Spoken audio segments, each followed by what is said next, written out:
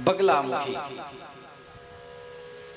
व्यष्टि रूप में शत्रुओं को नष्ट करने की इच्छा रखने वाली और समष्टि रूप में परमात्मा तत्व की संभार शक्ति है, उनका नाम बगला है।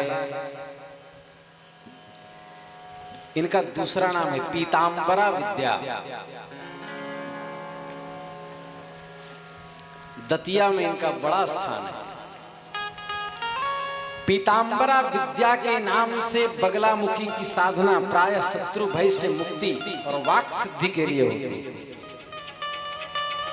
बगलामुखी का जो पुरस्चरण कर चुका है, अर्थात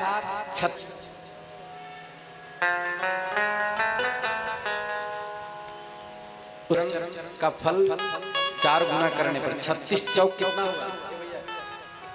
36 को 4 से गुना करो, 6 चौक 24 का 4 बकिया 2, 4 तिया 12 और 2 14 लाख। अर्थात इतना कोई जप कर ब्रह्मचर्य का पालन करता हुआ, तो ये जो बारिश हो रही है, प्रभाव बता रहा हूं भगवती बगला का, उस मंत्र का पाठ करके बारिश की एक बूंद हाथ में रख, तुच्छ प्रयोग है। बगला के उपासक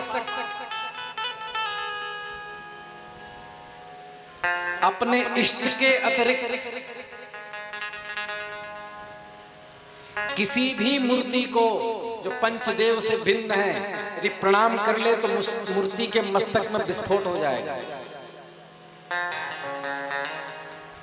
ईश्वर कोटि के जो तत्व नहीं है, जो देवता हैं, जैसे विश्वकर्मा आदि जो विग्रह हैं, तो किसी भी मूर्ति को बगला का उपासक यदि सर झुकाकर प्रणाम कर ले, सर झुका दे, तो उस मूर्ति में विस्फोट हो जाएगा। अनधिकारी व्यक्ति को प्रणाम कर ले, उसके मस्तक में विस्फोट हो जाएगा। इसलिए बगलामुखी का उपासक हर किसी को प्रणाम नहीं कर सकता।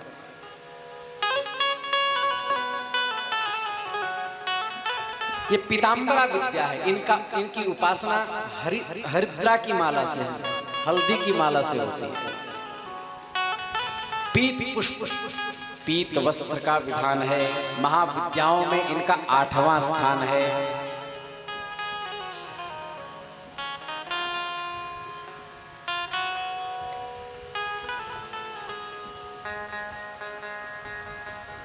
इनके ध्यान में बताया गया है कि ये अमृत के समुद्र में स्थित होकर के मणिमय मंडप पर रत्नमय सिंहासन पर विराजमान रहती है।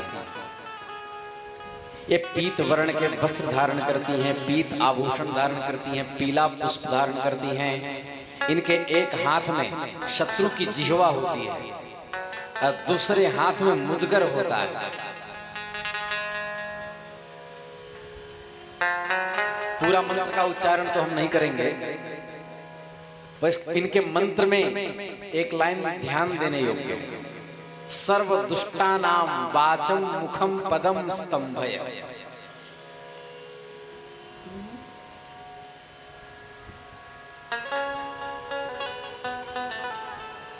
जो भी दुष्ट हैं उनकी वाणी, मुख, चरण स्तंभय रोक दो। वो न बोल सकेगा न चल सकेगा। लेकिन ध्यान दें, बगलामुखी की उपासना सभी को नहीं करनी चाहिए, जिनको गुरु परंपरा से मंत्र प्राप्त हो। मतलब कौल आदि परंपरा में, तंत्र की परंपरा में जिसकी बगला की दीक्षा हुई हो, जिसने पुरस्चरण कर लिया हो, उससे दीक्षा लेकर के उपासना करनी चाहिए। आजकल क्या है, कर्मकांडी ब्राह्मण जो है वह किसी के भी मुकदमा विजय के लिए, अमुक तमुक विजय के लिए, शत्रुनाश के लिए, किसी भी जजमान के लिए बगलामुखी का जप करते हैं। जजमान का तो खैर कुछ नहीं बिगड़ता, वो दक्षिणा दे के किनारे हो जाता है, साधक की हानि होती है। और फिर हॉस्पिटल दौड़ रहे हैं, पागल से हो गए। बगला के कई पागल घूम रहे हैं। गलत तरीके से उपासना शरीर के लिए, कुल के लिए, वंश के लिए घातक है। निष्काम भाव से तो कोई भी उपासना कर सकता है।